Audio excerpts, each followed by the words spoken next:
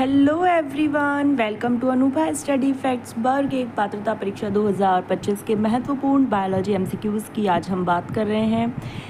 और ये practice set आपका 6 है। इंपॉर्टेंट क्वेश्चंस को डिस्कस कर रहे हैं। आपको एमसीक्यूज़ बेस्ड में बहुत सारे फैक्ट्स मिलेंगे, ऐसा नहीं कि केवल एमसीक्यूज़ को टिक लगवा दिया जाएगा। और पिछले सेशंस अगर आपने देखे होंगे तो आप लोगों को पता होगा कि ये सेशन कितने ज़्यादा इंपॉर्टेंट हैं। और सेशन पसंद आए तो do like share and subscribe करते वक्त एक चीज़, आप बेल आइकन ज़रूर प्रेस कर लेना सो दैट नोटिफिकेशन मिल जाए आपको। शाम 6 बजे ये वीडियो आपकी आती है और 2 बजे आपका हिंदी मीडियम स्टूडेंट का एक सीरीज़ है।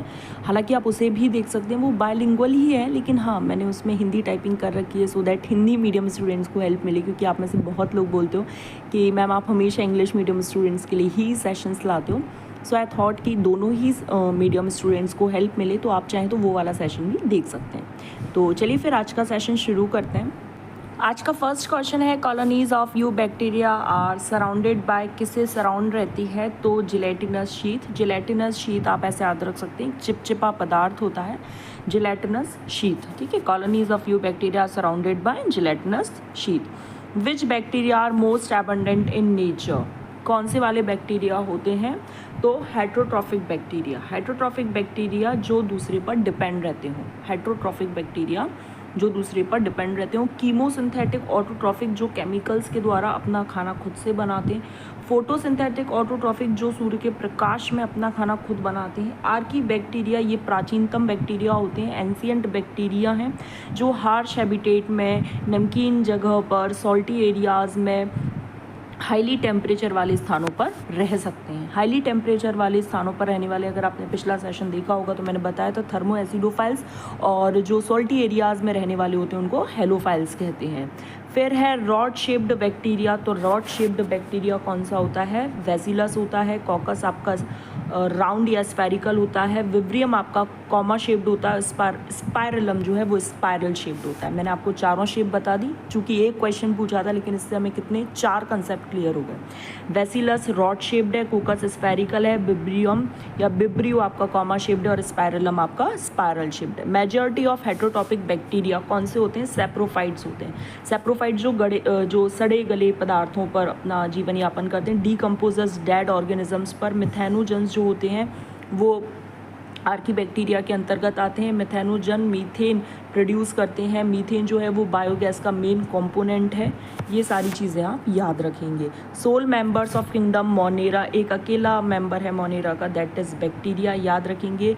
मोनेरा किसके अंतर्गत आता है? तो मोनेरा जितने भी प्रोकैरियोट्स और यूनिसेलुलर ऑर्गेनिजम्स हैं वो किसके अंतर्गत आएंगे? मोनेरा के अंतर्गत आएंगे। ठीक है, नेक्स्ट है which bacteria oxidise various inorganic. देखो इनऑर्गेनिक सब्सटेंस इन्होंने पहले ही दे दिया, लाइक नाइट्रेट्स वगैरह, तो ये सब किसके अंतर्गत आएंगे? Chemosynthetic autotrophic chemicals, inorganic substance वगैरह, एटीपी प्रोडक्शन होता है, तो ये किसके अंतर्गत आएंगे? Chemosynthetic autotroph. Which type of bacteria play a great role in recycling nutrients? Recycling nutrients में कीमोसिंथेटिक जो केमिकल से रिलेटेड होते हैं। ठीक है, केमिकल से अपना खाना खुद बनाते हैं।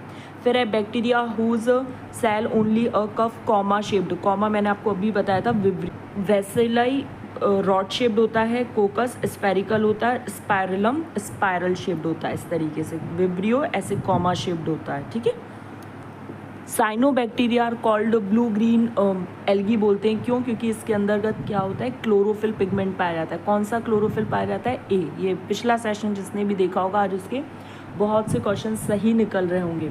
The condition which would favour thermo acidophils. Thermo मतलब गर्म, एसिडोफाइल्स मतलब एसिड वाली जगह, तो हॉट हो और सल्फर स्प्रिंग हो, ये सब अगर है तो वो किसके लिए फेवरेबल कंडीशंस हैं? थर्मो एसिडोफाइल्स के लिए।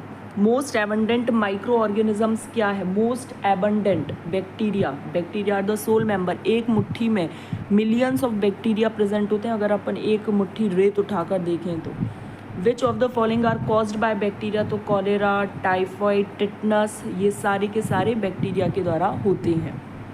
ठीक है, नेक्स्ट क्वेश्चन पर बढ़ जाते हैं। Which bacteria would function best in higher temperature? Higher temperature पर कौन रहेंगे? Thermo acido acidophiles, thermo acidophiles, thermo मतलब याद रखना टेम्परेचर से, हीट से रिलेटेड होता है। Specialise cell for fixing atmospheric nitrogen in Nostoc किस में होता है, ये देखो अब ऐसे पूछ सकता है कि हेट्रोसिस्ट किस में होती है, तो नॉस्टॉक में याद रखेंगे। क्या काम करती है, नाइट्रोजन फिक्सेशन का काम करती है। तो आपको कितनी सारी चीज़ें मिल गई।